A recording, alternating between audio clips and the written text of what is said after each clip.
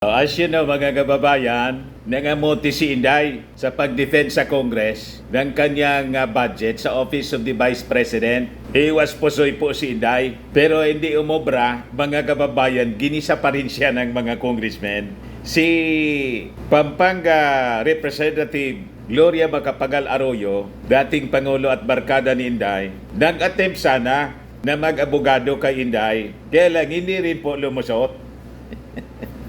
Sabi ni Inday, mga kababayan, after na i-present niya yung kanyang budget for 2025, yung request niya na more than 2 billion pesos.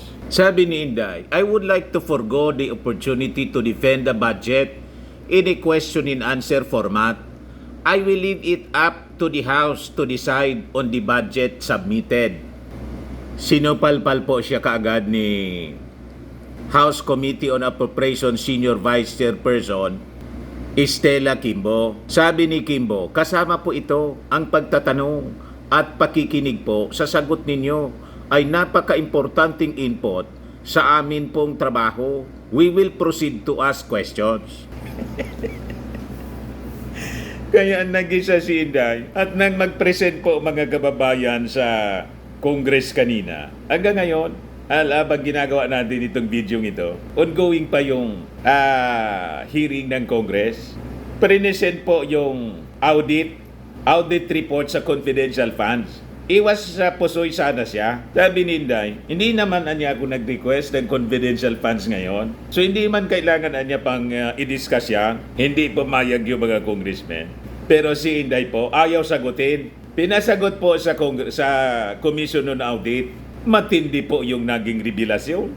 60%. From 5 to 60% ng budget, mga kababayan, sa ginastos na confidential funds na nalunok sa loob lang ng 11 days, disallowed ng Commission on Audit.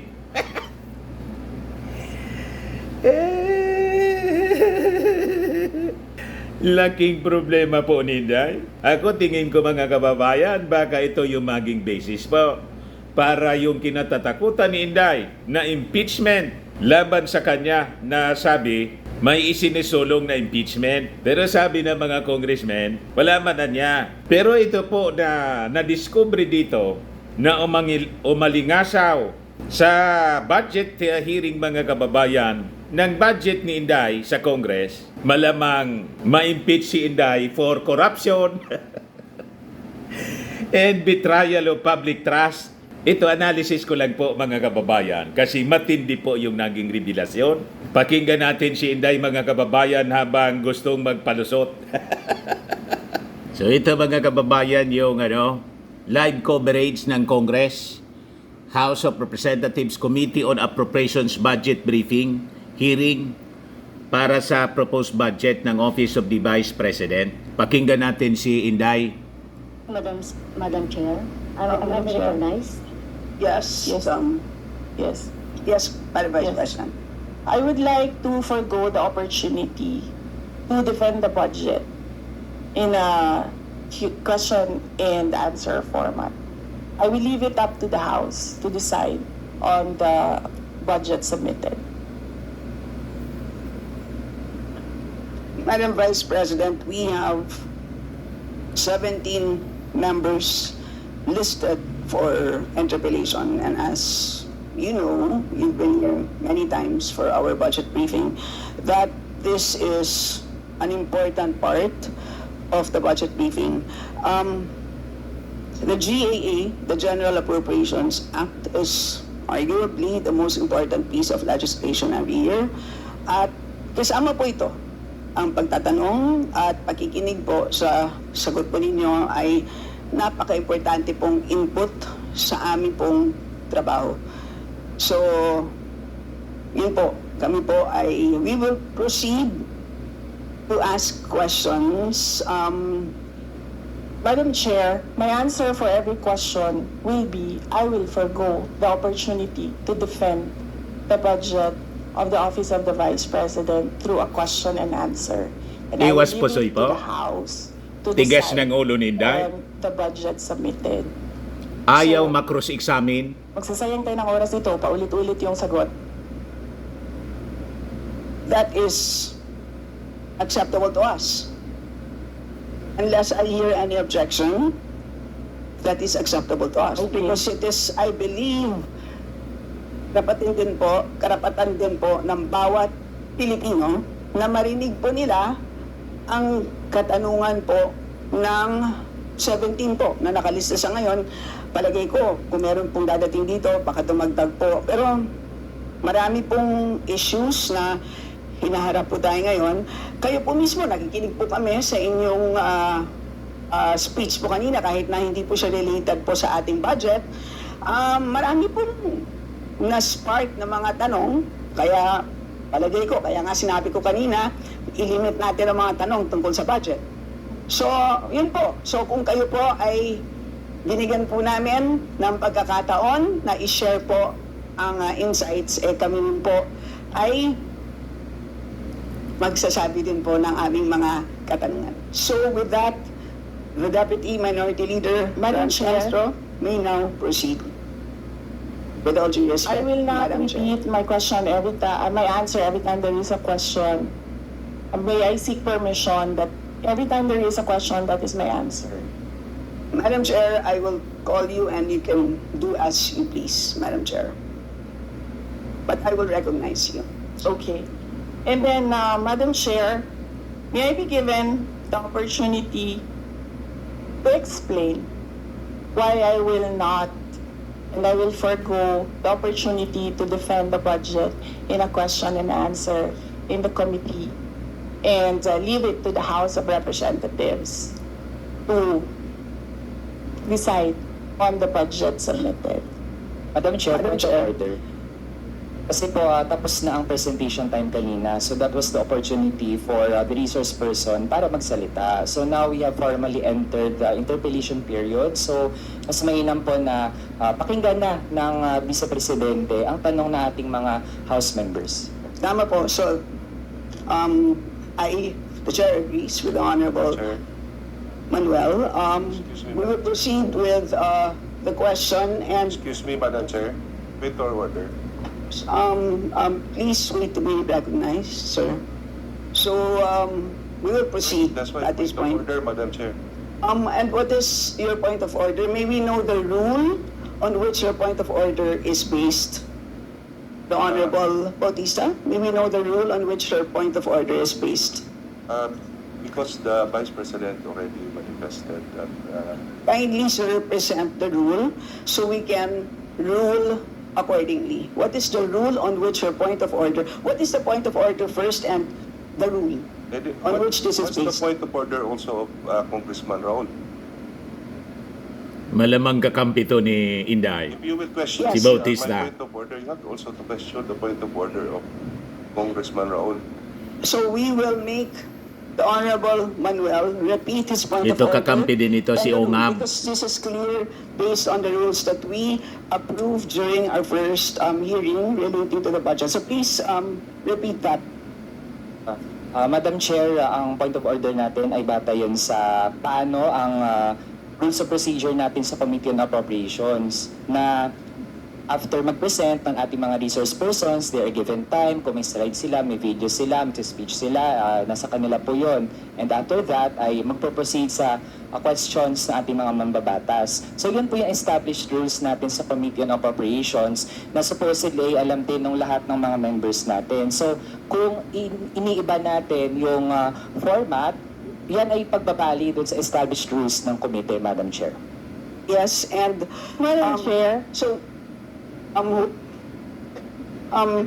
excuse me, Madam Vice Yes, President, ma'am. there's a point of order that was raised, so we have to first rule on that. So there's a procedure that we have to follow. Yes. Madam, May I just say that this is Mainit not part ka of the agad pa? presentation? This is an explanation of my answer. no, but there is a Diba? point of order which we will have to first decide upon. Pasensya na po. So,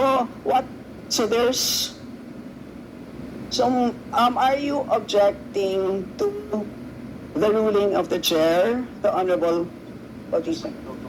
So we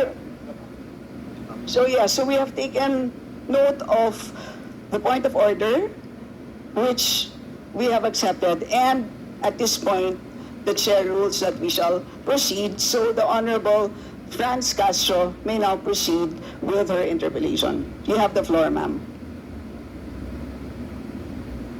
So, Madam Chair, siguro first observation, no, yung on the budget for the 2024. Hindi in-honor po yung Yung Vice President na nagsabi, Madam gustong Chair, mangyari na ni Inday. slow and low utilization. So nakita naman natin doon sa presentation. So yung utilization ay napakababa. Pero syempre comment ko lang, no, mas mabilis siya sa confidential funds. 100% in 11 days. Madam Chair, So, May Madam parinig na Chair, kagad.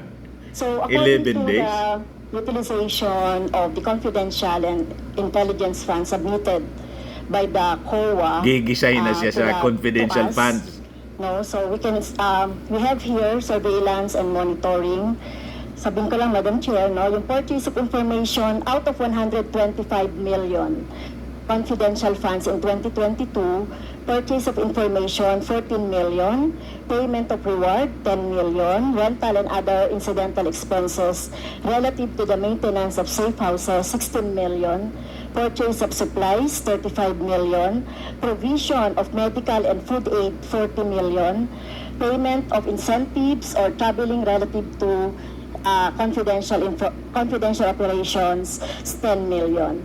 So a total of 125 million conducted surveillance in 132 areas in 11 days. So 100% utilization. Madam Chair, I have also here a report about the notice of disallowance. Ayan po. According to the notice of disallowance, the COA disallowed 73,287,000 out of 125 million confidential funds used by the OVP in 2022. So this is 58.62% of the 125 million. So can you confirm, the Vice President? Madam Vice President. Madam Chair, since you allowed her a snide comment, you will allow me a snide comment as well. So my question is, can you Yes. confirm? Yes. Yeah, okay. Diba? Okay. Yes, Madam Chair. So May the I, before you proceed, may I remind both our guests and our resource You should have reminded persons her to when she said the refrain Naginit na si Inday. Diba? I called your attention, Madam Chair. You did not recognize me. So, ngayon, sasabihin ko na, if you allowed her that, you allowed me a snide comment as well. I don't recall hearing a snide comment, Madam Vice President. Ang snide comment, that's a matter of judgment. So please proceed with Secretariat, please Madam proceed, Chair, ma'am, I would like the with your- Secretariat to repeat the first 3 lines of the Well, comments. point of order, Madam Chair. Point of order, Madam Chair, kasi parang... So let's please proceed with the answer. Point of order, Madam Madam Chair, kasi parang siya yung nagpe-preside eh. Yeah, that's why Kasi inuutusan yung secretariat natin sa Committee on Appropriation. Yes, Masyadong entitled si si Inday. Please, with the response, there's a question. Please proceed with the response. Madam Chair, I do not understand bakit a person convicted of child abuse is still sitting. Malayo sa In a topic na seat. naman si Inday. Point of Madam order, Chair, yung sinasabi natin na dinadivert ang usapan sa ating budget hearing. Kung nagawa po niya yan sa Senado, Madam Chair, dapat hindi natin yan pahintulutan dito sa Kamara. You allowed her a snide comment and then you will not allow Please wait a to snide comment? Excuse me, our members and our I guests. warned you. Please wait to Don't go be to this rabbit hole. Please wait to be acknowledged before you speak. Okay, so at this point, Honorable Manuel. Yes, Madam Chair, again, it's another point of order kasi kapag may mga deliberation tayo, we should stick to the topic. Hindi pwede, Madam Chair, na dinadivert natin yung usapan para hindi natin sagutin yung tanong ng mga mambabatas natin. This is actually the best opportunity, formal proceedings, nakikita po ng publiko para malaman anong sagot ng Vice Presidente. So hindi po natin napapayagan ang ganong mga argumento na hindi naman tumutumbok dun sa topic natin. So, Okay, Madam Madam Vice Chair, President, there's I will a make this question. easy So for you. Please make Sige, ma'am. your responses direct to the point. Sige, ma'am. I will make this easy for you. What rules are we using for this budget hearing? We have our rules Yes, ma'am. adopted by the Committee on Appropriations. Right, okay. We searched for that rule. So, we only found the general rules. So, we have a copy of the rules for the budget hearings. Well, as far as I'm concerned, mas importante ang rules para sa amin. Kayo po, ang kailangan nyo lang marinig is yung acknowledgement for you to begin to speak. Yun lang po ang pinaka-importante para sa guests. Sa totoo lang po. Yes, ma'am. So, ang pinaka-importante, yes, you may proceed. At saka po yung adjournment. Yun lang po. Yung termination po. Yun ang pinaka-importante lang po. For the rules, yun ang ay importante para sa members. But we may provide the copy to you. Yes, So ma'am. please proceed and answer the May we question. request a copy? Yes, yes, absolutely. But Yes. please, there is a question. And do you want us to repeat the question? And we will not penalize you all the time. I don't, You can repeat the facts from the notice of disallowance. I will of read the repeat Honorable of the Franz. question. Yes, Honorable Franz Castro, you may repeat your question on the notice of disallowance, I believe. Yeah, tama, Madam Chair. So according to COA, the notice of disallowance is amounted to 73,287,000 out of 125. At ito po, Madam Chair, yung mga breakdown ng mga disallowed na mga na mga purchases. So reward payment of 10 million, payment of rewards, various goods, 34.857 million, payment of rewards, medicines, 24.93 million, tables, chairs, desks, computer and printers, 3.5 million. So, ang question, Madam Chair, so yung letter A, B, and C, so nakita naman natin nandoon yung sa joint circular. How about yung ito, no? How about yung mga tables, chairs, desktop, computer na umabot po ito sa 3.5 million. So, pwede bang maipaliwanag kung bakit ito pinurchase, Madam Chair? Madam Vice President. Madam Chair, I still request for the rules of the budget hearings. Okay, Vice President. gusto mo sagutin ko, ma'am. Yes, Madam. This is a hearing of the budget of 2025. Nasaan dito ang confidential funds? Yung tanong niya, Madam confidential Chair. funds. Nasaan dito? Honorable Madam Friends, Chair, ito yung continuing, continuing questions pa natin noong 2024, during the last budgets. Hindi na ipaliwanag itong 125 million na alam naman natin na wala ito sa budget ng 2022.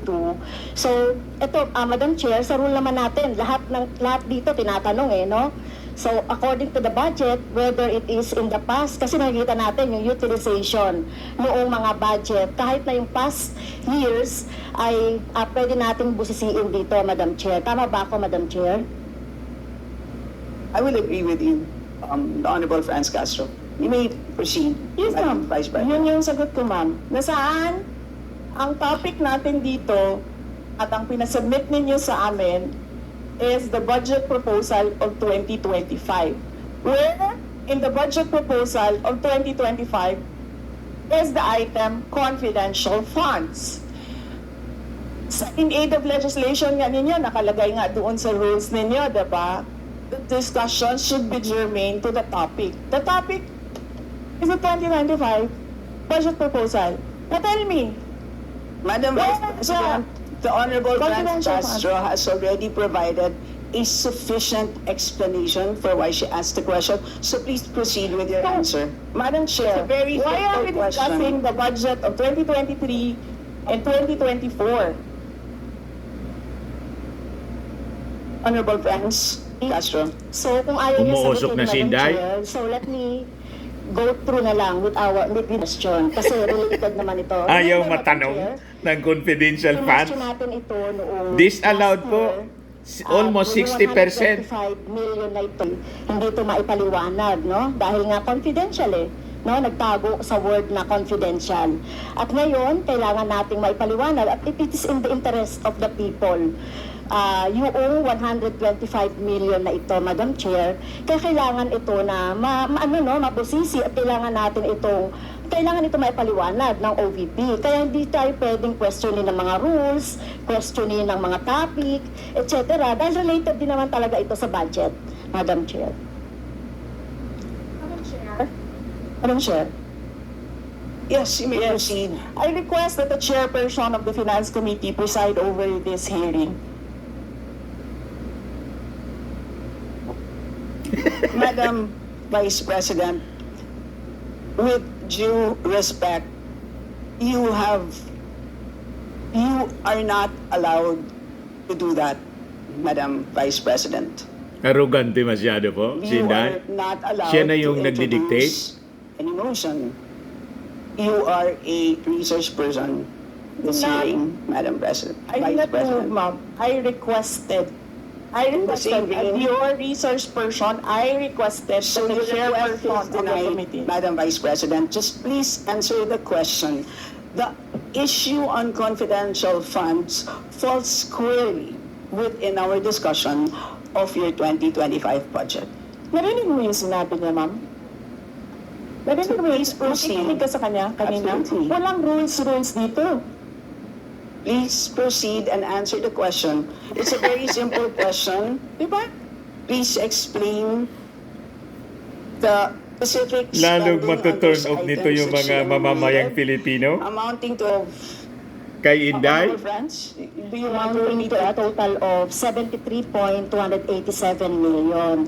So, dahil may notice of disallowance, so ibig sabihin, Madam Chair, illegal ito at not in accordance with the joint circular by the COA, BBM, and other related agencies. Malamang ito yung maging ito ay basis po ng disallow. impeachment So, kay ibig Inday. sabihin, illegal yung paggamit nito. Illegal. Madam Chair, Disallowed by ito mga COA. items na binanggit ko po, Madam Madam Chair. Chair, Madam you cannot allow a member of the House to just claim that it is illegal.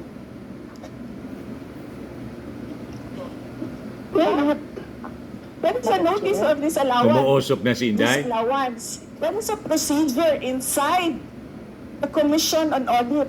Hindi sa upuan niya. The honorable friends, Okay, thank you, Madam Chair. So, thank you for the explanation, Vice President. Okay, next. According to accomplishment report of OVP, it spent 10 million for payment of reward. So, Madam Chair, in 11 days, ilang tao kaya at magkano kada tao ang reward? In fact, COA disallowed the whole amount spent by OVP for payment of reward. Hindi ba, Madam Chair, questionable ito?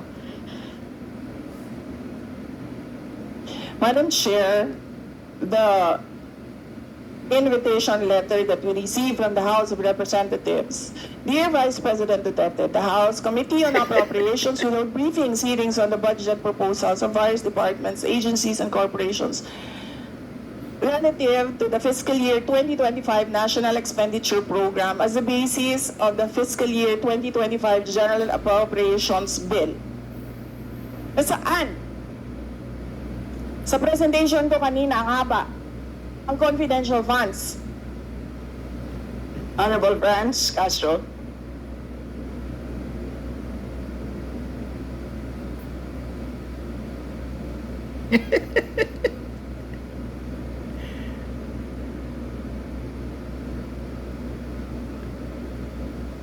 Ah, can we request our technical people to fix the mic?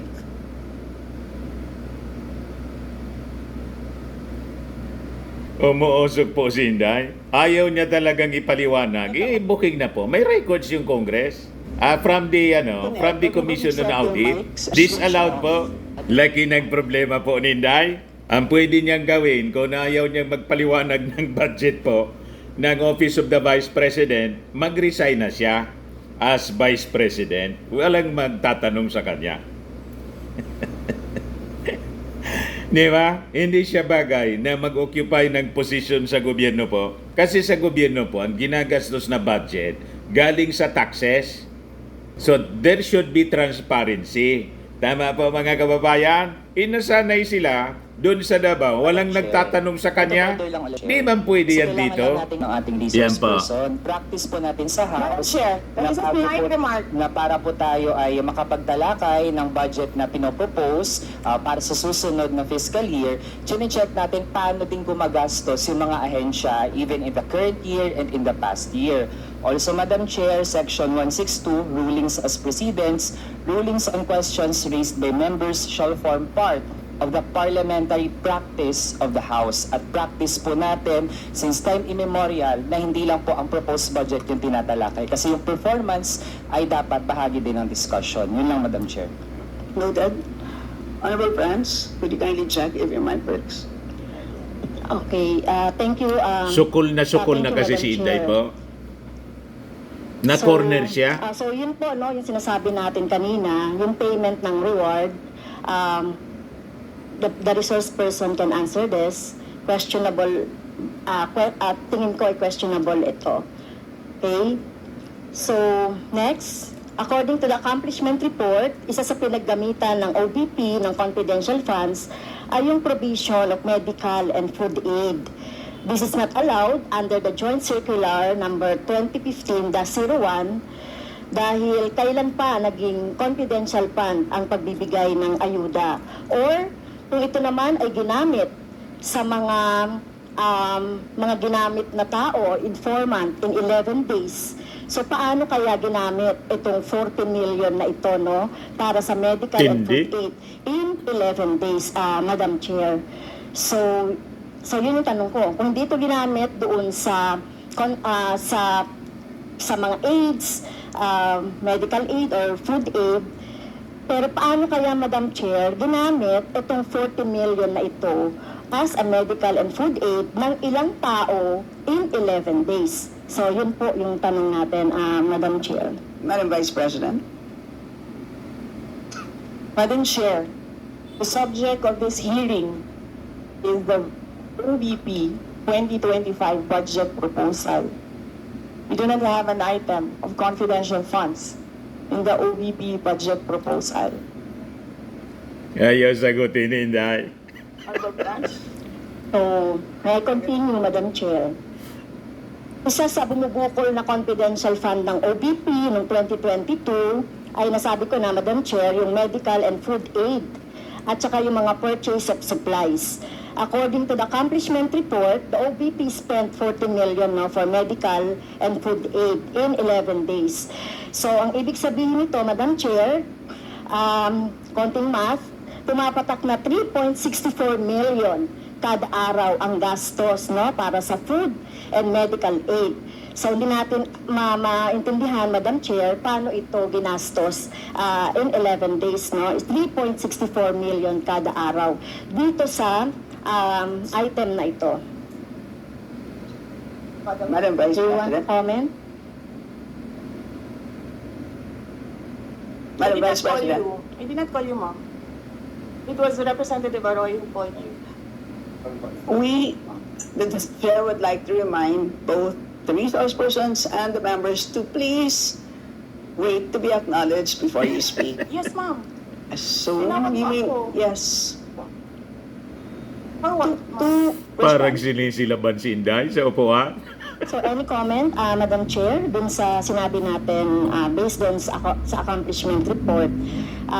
So, kung gagamitan natin ng konting math, 3.64 million kada araw ang gastos para sa medical and food for 11 days. For how many people ba ito?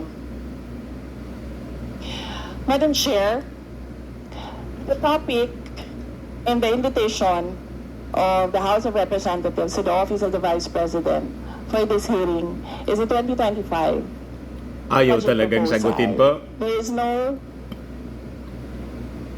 confidential funds in the 2025 budget proposal. Pare-parehas yung sagot For niya. the information of the body, the letter that we sent, our Madam Vice President, reads as follows. In the second paragraph, we noted the following topics to be discussed. Item number 3 is comparative budget allocation and utilization rate from fiscal year 2019 to 2023. That's item number 3. So I can provide you copies of the letter. So clearly, confidential funds spent in 2022 falls squarely within that. So yes, Honorable Francie may proceed. Yes, Madam Chair. So, mukhang hindi na tayo sasagutin ng hindi na ako sasagutin ng ating Vice President. So, sa bawat sagot kasi na ganyan ng ating Vice President, for the record, since ayaw magpaliwanag ang VP, so ibig sabihin nito, yung paggastos ng 125 million ay na pera ng taong bayan ay hindi maipaliwanag. So, yun lang, Madam Chair, kaya hinihiling natin sa Vice President o OVP na kailangan na maipaliwanag itong mga sinasabing item dito. Anyway, Madam Chair, sa kanila naman ang galing, no, yung utilization of confidential and intelligence fund. And of course, ito lang naman ang hawak ko din dito, yung notice of disallowance. Kaya gusto talaga nating maintindihan, Madam Chair, kung ang notice of disallowance ay, so syempre papaliwanag pa nila yan, kung paano, di ba? So kailangan malaman din ng taong bayan na sila yung nagbibigay ng pondo para sa operations ng OVP at lahat ng mga agency. At kailangan yung maipaliwanag. So hindi pwede yung ganyan na yung tactics na ganyan na parang parang sorry for the pusit, na kapag nasusukol na ang pusit ay nagaano ng maitim na tinta. So ayaw natin ng ganun, Madam Chair, kasi yung atin namang pinag-uusapan dito ay budget. No? So huwag naman mag-ugaling pusit ang Office of the Vice President. Madam Chair, may I point of information only, Madam Chair? May I? Madam Chair, No, sorry, wait. Before you, I'd like to, before we proceed to the next person on the list, I believe that our former President, Gloria Ayan, Macapagal mag-abogada si GMA. Kay Inday. Observation made, in relation to the point of order, because in the beginning, it was settled that the issue would be the 2025 budget. And in all our hearings, to what I recall, when we want to question something about performance, we question the 2024 budget, not the 2023 budget. What is being questioned now is the 2023 budget, which was discussed very extensively last year. And that is the reason why the House removed the confidential funds. So that issue has already been, to my mind, for purposes of the budget hearing, laid to rest. So that's my observation, Madam Chair. We note that, Madam former President, but of course we know that yung pondo ng 2023 ay of course pwede pa rin maging continuing appropriation hanggang 2024. So in the same way, 2022 pwede maging continuing pa rin 2023. At alam din po natin, last year pinagdebatihan po natin ng matindi itong 2022 confidential funds, and in fact, we left a homework for the COA. Sinabi natin sa kanila na kailangan nilang tapusin ang audit by November, I believe mid-November of last year. And since then, hindi na natin alam kung ano nangyari. So that's the reason for why tinatalakay natin ito. And it's a big amount of money. I believe we owe it to the people to understand what happened. Of course, tinanggal na natin noong 2024. Gusto natin malaman, tama ba yung ginawa natin? Kasi baka naman nagkamali tayo. So I think it's worth assessing what we did in 2024 in order to know what to do in 2025.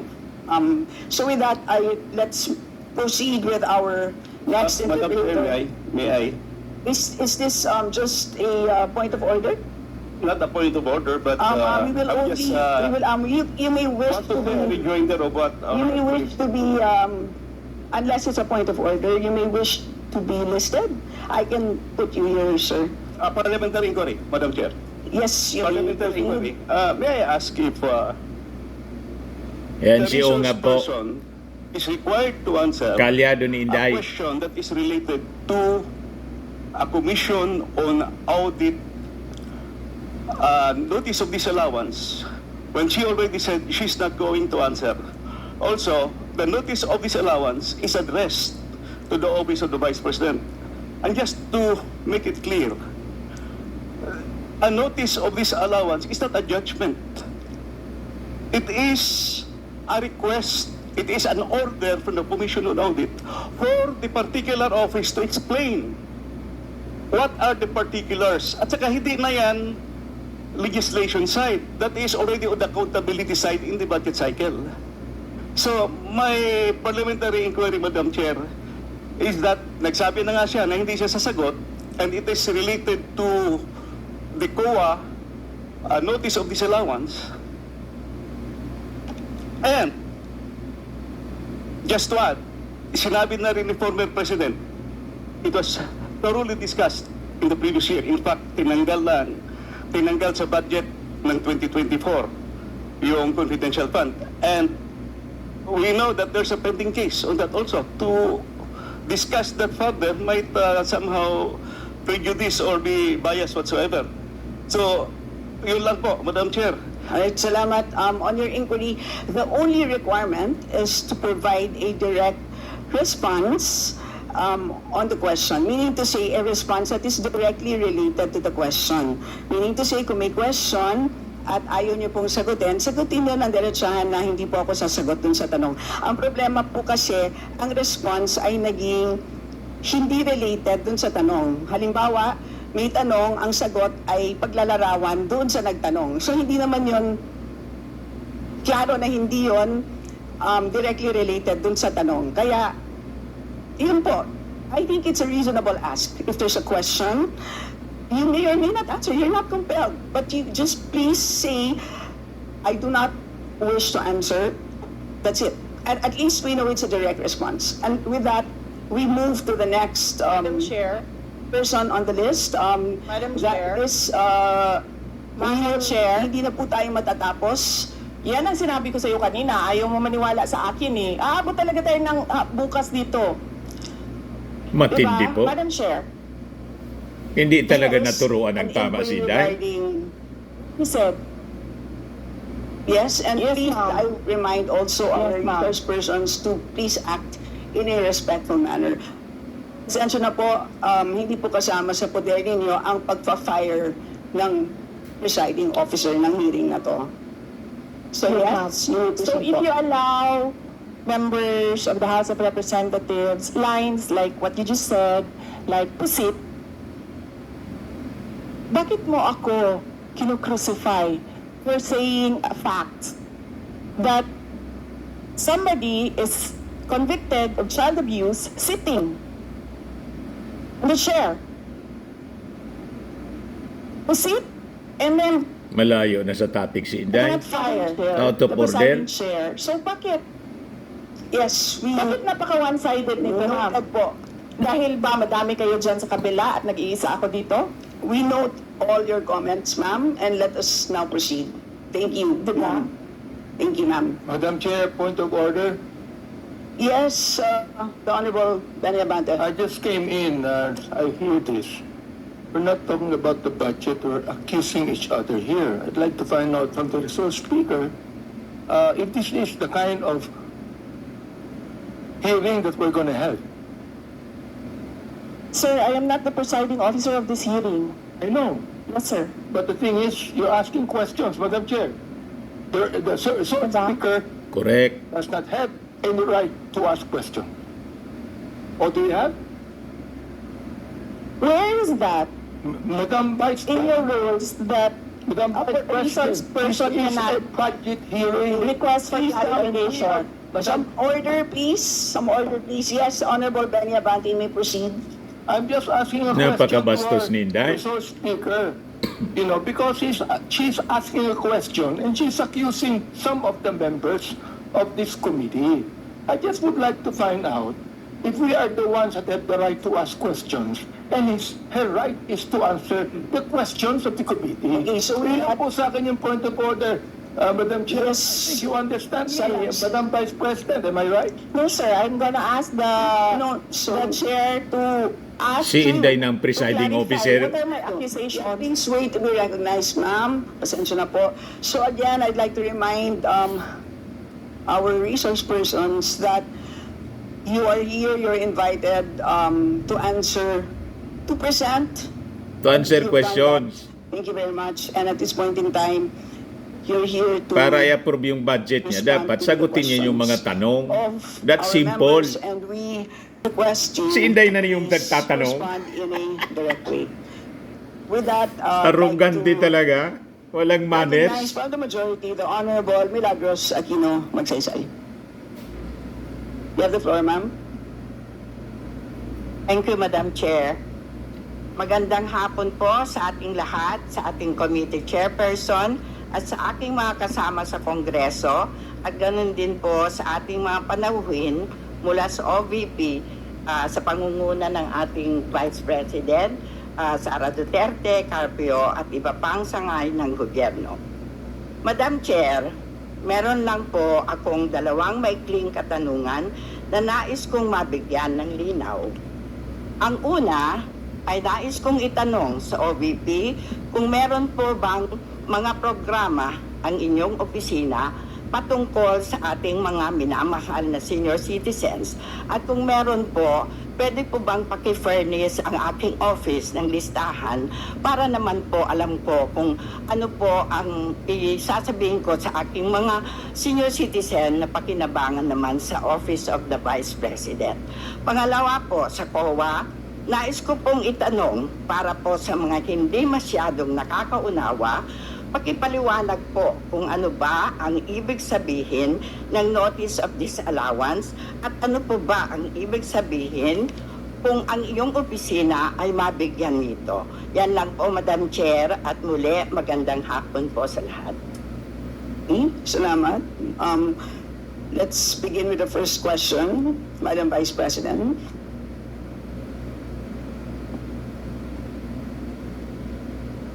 Madam Chair, we do not distinguish between.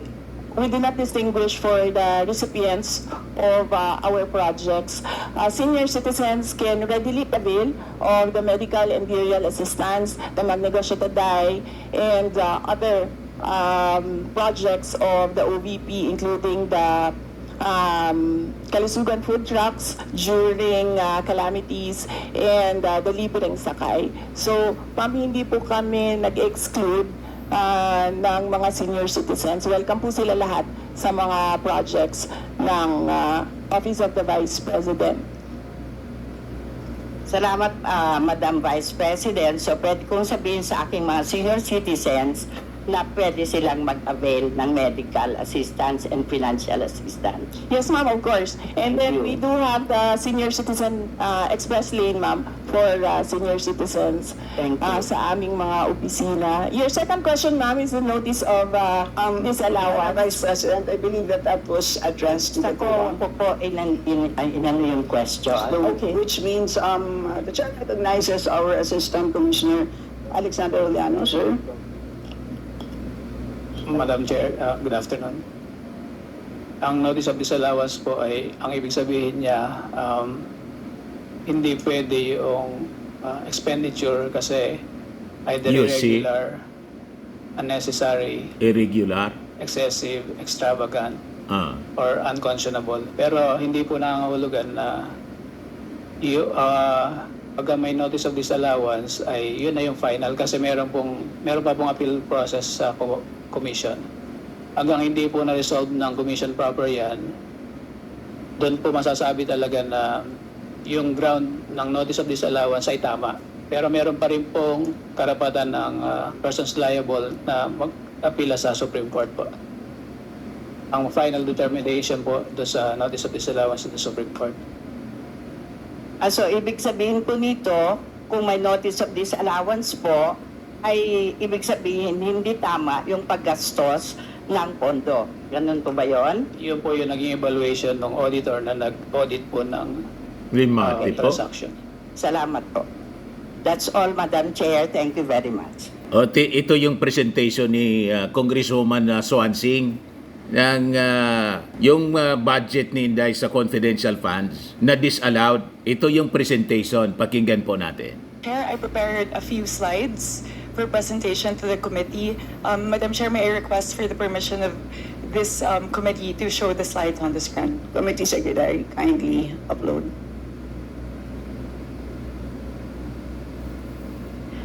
Madam Chair, given the volume of the documents, I have created this chart to summarize all the pertinent information with regard to all of these documents summarized across the different quarters. First, I would like to highlight the number of days by which the 125 million pesos was spent across the 4 quarters. In the first quarter, it was spent within 11 days. That is the period of December 21 to 31, 2022. For the first quarter of 2023, it was spent in 52 days between February and March, 67 days for Q2 2023, and 79 days for Q3 2023. And if you average that out, Madam Chair, as you can see there, we're looking at 11 million, 2 million, 1 million, and another 1 million for each of the quarters. And here, Madam Chair, I would like to now move to the highlights of the findings of the Commission on Audit. So here we will see, I've segmented the 125 million between the two. First is allowed in audit and either disallowed in audit or questioned in audit. So for the first Disallowed. quarter, for the fourth Question. quarter of 2022, which is the subject of the notice of disallowance, we can see here, Madam Chair, that out of the 125 million pesos in confidential funds utilized from December 21 to 31, 2022, 73.287 million was disallowed in audit by the Commission on Audit, and I will give the Commission on Audit the time as well later to elaborate on that. And Tindi. 51.7 million was disallowed in audit, rather allowed in audit. Here, Madam Chair, you would see that across the 3 succeeding quarters, while not yet or not subjected to the notice of disallowance, has already received the audit order memorandum with particular findings. So here, Madam Chair, you would see that on average, 53%, 49%, and 28% of the amount in question was questioned by COA in the succeeding AOM. So perhaps, Madam Chair, I will do that as well, divided per day, just to contextualize it. So for the fourth quarter of 2022, 6.66 million pesos on average daily was disallowed in audit out of the 11.3 million pesos spent by the OVP between the period of December 21 to 31. 1.2 million in the next quarter, 925,000 in the next quarter, and 443,000 in the next quarter. So, Madam Chair, I will stop here for now and throw a question to COA.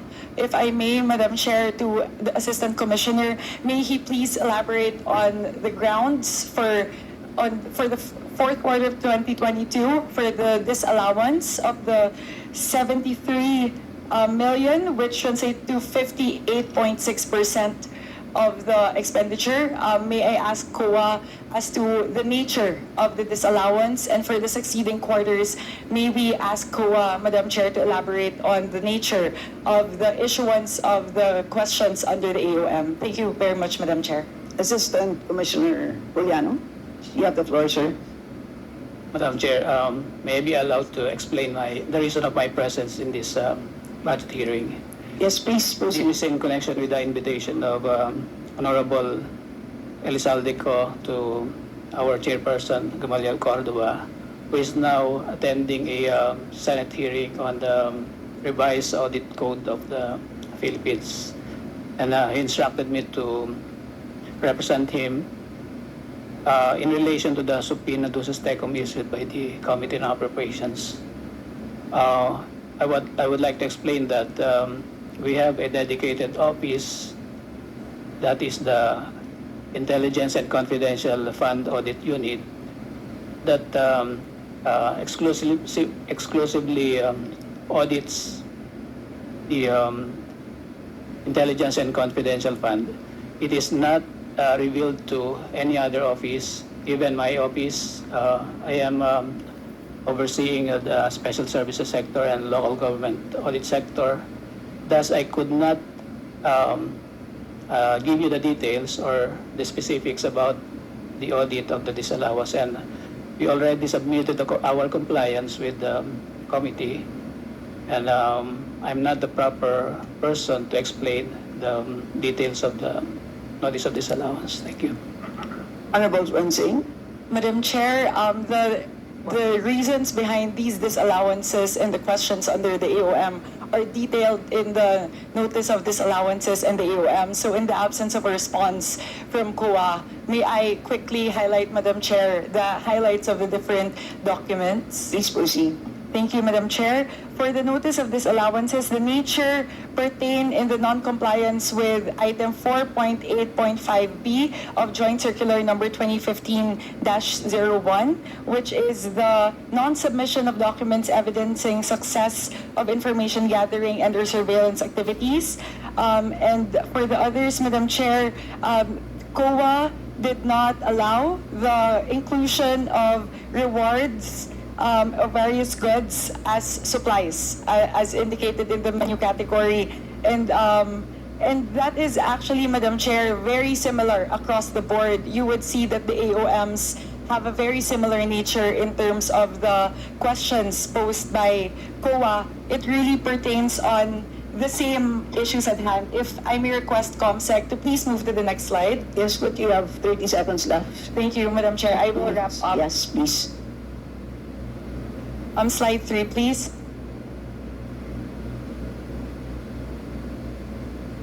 Pakilakihan, please, COMSEC. Here, Madam Chair, as you would see across the board, for every single one of the quarters in question, there seems to be a pattern, Madam Chair. Here you can see that the categories are the same in terms of expenditure across the different quarters, which makes sense given that there's a menu within the joint circular for the different categories through which the confidential funds may be utilized. But two things, Madam Chair, that I would like to highlight here. Given that there are differing number of surveillance areas for each of the different periods and the number of days, even though, for example, Kindly wrap up. sorry, Madam Chair, my laptop is freezing. Regardless of whether or not the number of areas surveillanced is 111 or the upper bound, which is 132, the pattern of spending seems to be the same across the different quarters. And also the line items questioned by COA in terms of, as you can see here, the ones in orange are the same. It's with regard to the payment of rewards, the provision of medical and food aid, and the payment of incentives and traveling relative to the confidential operation. So, Madam Chair, in this very heavy slide, all I would like to highlight is there seems to be a pattern. There's a pattern in terms of expenditure, regardless of the amount of work entailed, and the pattern as well in terms of questionable categories on the part of COA seems to be the same as well. And Madam Chair, just to close, last na talaga, Madam Chair, next slide. Next slide as well. COMSEC, next slide please. Madam Chair, just to highlight, in peso terms, in terms of percentages, in terms of the notice of disallowance for Q4 2022, siguro po mahalaga for us to contextualize it in terms of peso terms.